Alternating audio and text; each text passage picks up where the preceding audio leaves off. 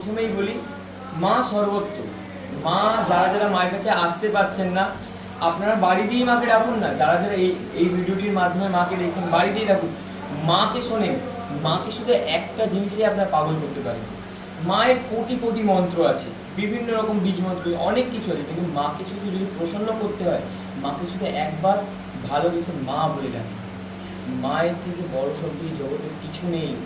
আপনার যদি বিশ্বাস না হয়, আপনি মা বলে আপনি যা দুঃখ কষ্ট, যত রোগ, যত বাধা ব্যাধি, শুধু একবার মাকে বলেন, মা, ভেতর দিয়ে মা বলে ডাকেন, ও আপনাকে সাড়া দেবেই। একটা জিনিস জানবেন, মাকে যদি আপনি বলতে পারেন, মা আমার কাছে আসো, মা আপনাকে বোঝাবেই।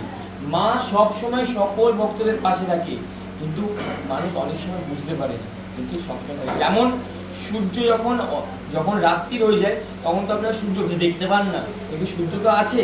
তেমনভাবেই মা আপনাদের সাথে সর্বদা আছে, শুধু আপনারা অনুভব করতে পারেন না। মাকে বলেন, মা আমাকে দয়া করো। মা অবশ্যই আপনাদের প্রত্যেকের মনে মায়ের ভাব জাগবে। জয় মা। জয় মা।